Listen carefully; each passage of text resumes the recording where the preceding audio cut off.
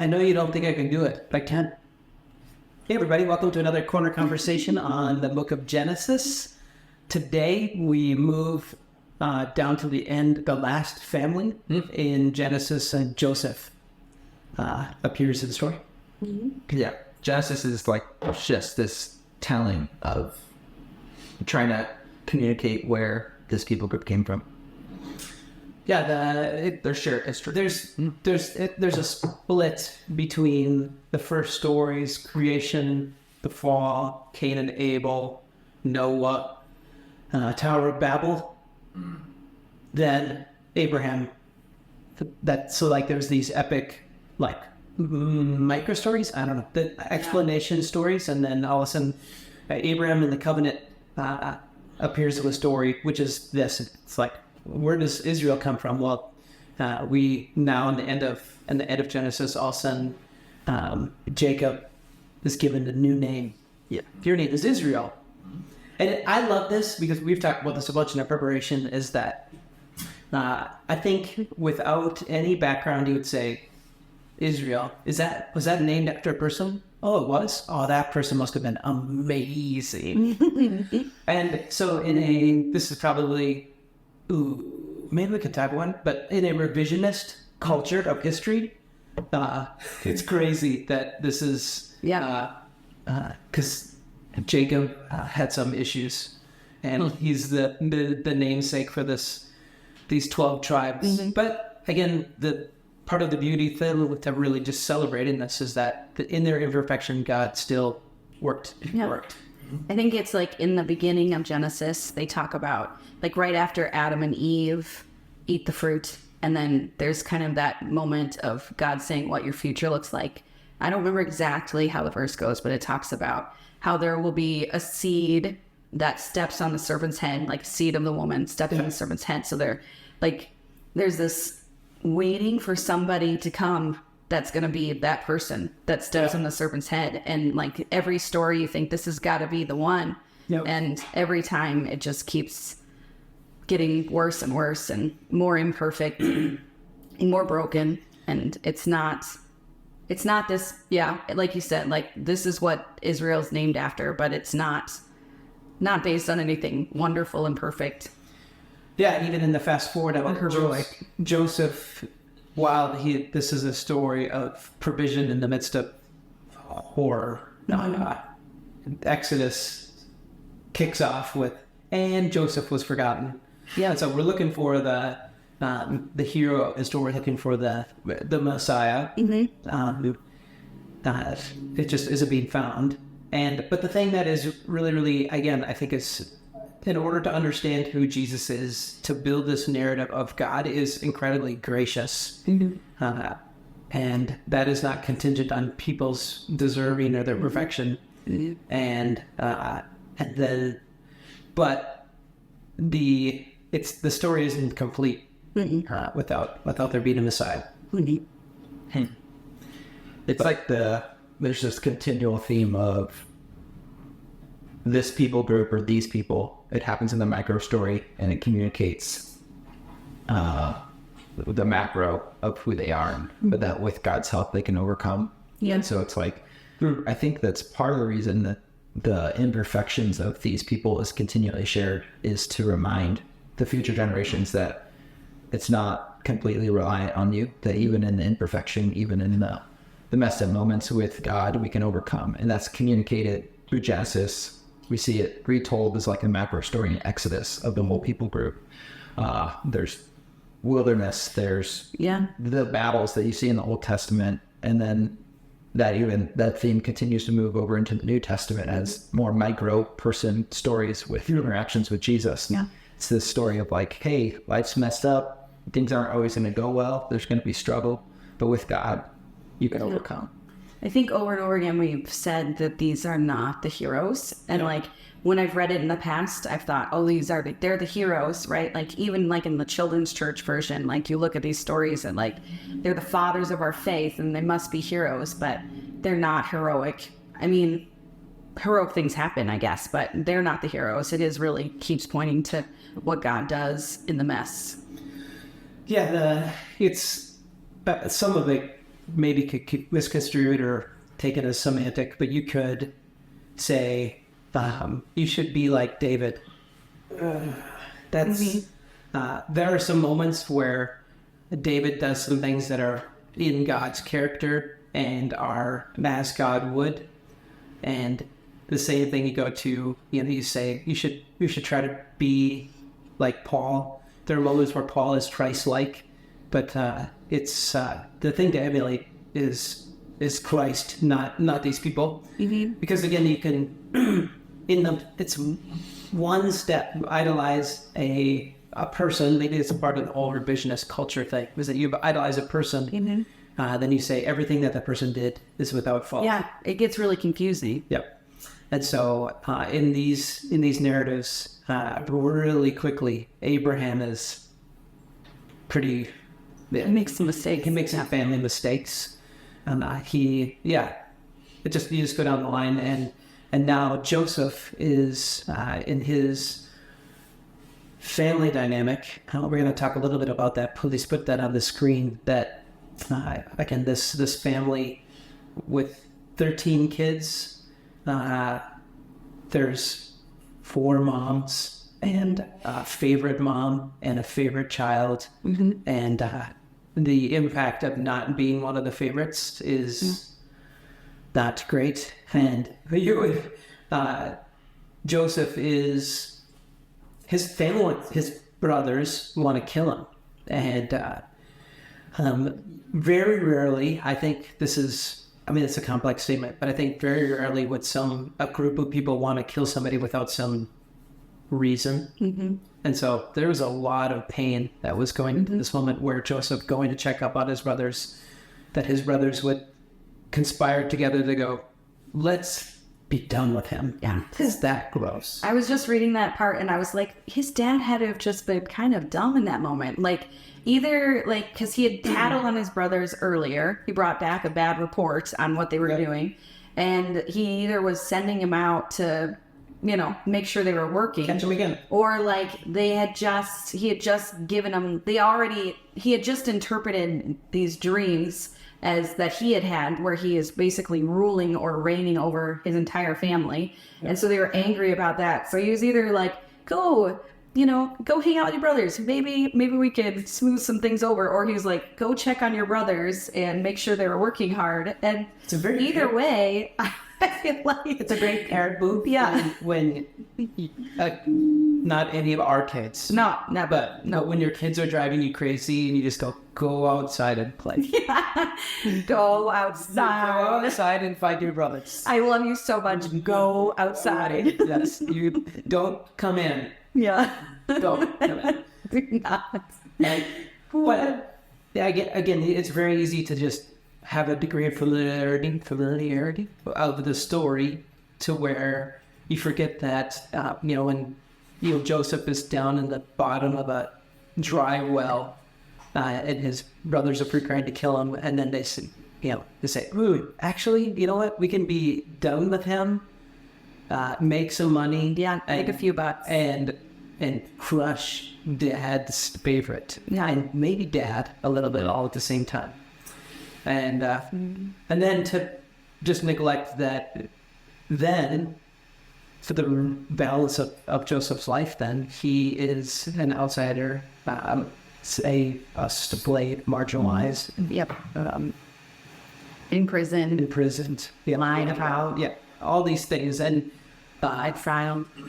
We're not going to bring the full story to completion this week, because next week there is a moment where Joseph, while he's providing for his brothers, at the very end of that interaction, he goes, I'm not mad, I'm not bitter, because all of these things that have happened have been to bring us to this moment where there can be provision barfing. That's beautiful. And that's not something you'd be told to do, but that's next week. It's also miraculous because all the stories in this point have been about self-preservation, and to see this, everyone's trying to save themselves, make sure they're okay, and then to get to this moment where somebody flips the script. Who shouldn't? Yeah. But next week, sorry. Yeah. But I think that a common feeling, a thing that, it's easy for me to feel in a moment or a day is to go, well, this is such a mess. This is, mark this, I want this all to just disappear. Yeah. And miss the point of the purpose, or feel like God gives up. Yeah. And Joseph is navigating the worst of the worst, and he's not. He felt emotion, but for some reason he didn't give up. Yeah. It's also like interesting because I think these stories all over and over again, we see God blessing somebody unexpected, you know, and Joseph was the favorite. And I would say like justice in my mind would not necessarily be him being the hero at the beginning of the story, at least.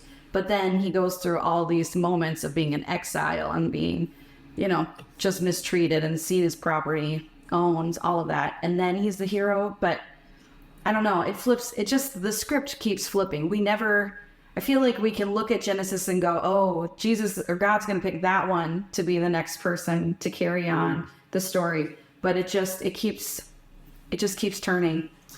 Yeah, which is welcome to our internal story. Yeah.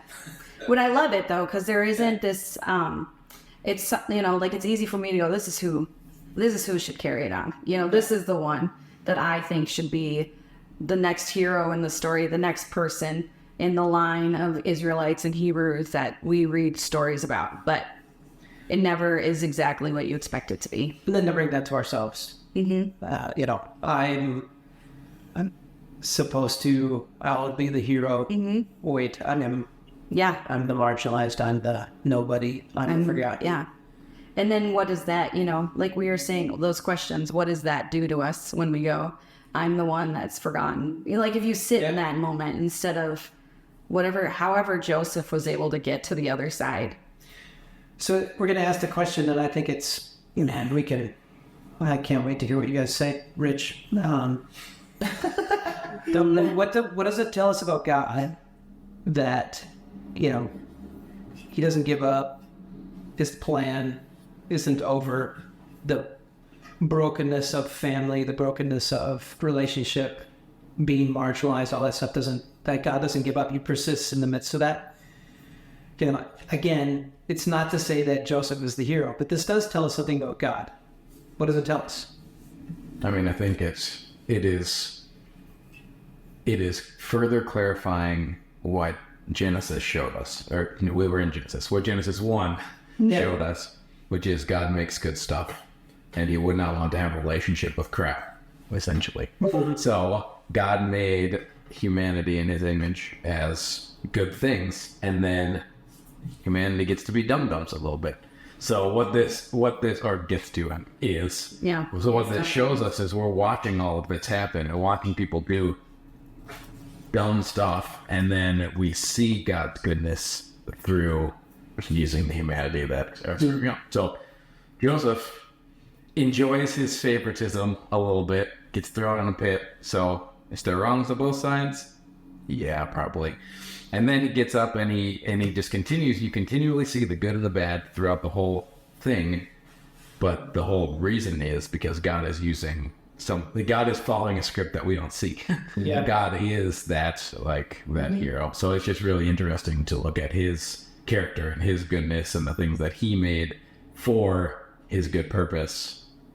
And then I think it's encouraging to look at it and go, well, we're the dum-dums. Like, we can see ourselves in Joseph, not in the heroic, but in the, we've done this stupid stuff. Or we can see ourselves in Reuben, where it's like, oh, maybe we shouldn't kill him, but we could profit from this. Yeah. Or we could, we can see, because you're right, it doesn't make sense without the Messiah.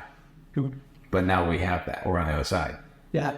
I think, the early narratives of Genesis are these epic stories of God's restoration, of his recreation. And in Joseph's life, it wasn't, one massive restoration story. Even going back to Abraham, that his demonstrating his obedience to God with his son is like this epic moment. And with Joseph, it's like, it shows that the tight repetition of the failure in oneself and around people that surround you, God is like hyper vigilant in restoration. And so whether it was a personal ego issue, restoration, the refining, the flood for Joseph was in a well, and then being rising to power quickly in Egypt. His restoration was he was proven faithful with Pharaoh's wife. Yeah. And then, in prison, this giving up, and God giving, look I can earn my way out of prison here. And then the 2 years of refining, but then another opportunity for restoration. And I think in my own life, it's very easy to go, and if give me that moment where I'm restored. Yeah. And probably going to be every single day. Yeah. There's like this, I don't know, it's pretty universal, this deep-seated fear of being forgotten. Yeah. Whether that's where like the fear of missing out comes from, or the fear of or people trying to make leave a legacy for their children. Like those are all come out of this deep-seated fear of being forgotten. And I think the biblical story, Joseph's story, Israel's story, even into the New Testament, is this reminder that you're not forgotten. That even when we have those moments where God, where are you? What the heck is going on here? Everything seems so messed up. These stories should be reminders that we are not forgotten, that God does care. It may not happen in the timing we want, which sucks always. But I find so much personal encouragement and peace in these stories, that the stories of Israel not being forgotten. They wandered in the wilderness for 40 years. God didn't forget them. When they are trampled on and beaten by their enemies, God did not forget them. When the worst of the worst and the Roman occupation overtook these people that had God's promise on them, there was a Messiah. But there is opportunity in the midst of those struggles to realize that you are not forgotten. And in our lives today, there's so many moments of life where the pain could be overwhelming, where you're I feel like this is not working. This is not going how I thought. It's not going how I planned. I'm a failure. And my hope is that these stories to be reminders that God is not about you. That's really good. You always say, Greg, you always kind of remind us to look, what do these stories tell the Hebrew people that are reading them, when they were written, and that whole not being forgotten. And then even just the family, Abraham's promise didn't happen with Isaac. It was next generations, the sands of the sea. It was Abraham had Isaac, and it was he's supposed to have descendants, the number of the same, but there's just one child. And then, and then it was then it was Jacob. And then all of a sudden there's 12 tribes and all of that. But it's it's just so wound together. And it's those hopeless moments where you feel forgotten, or these things that I thought were going to happen aren't happening. These hopes I had, these dreams I had, but they're just so woven together. I don't know. It's really cool. I imagine these stories they're probably shared in the big wins of Israel's history, but in the moments where they're being occupied by a foreign force, these are the things that the kids are taught over and over again. Yeah. Hey, I know it feels like we as a people group are forgotten. We're outside of what God wants for us. We're outside of the promise that he gave us right now.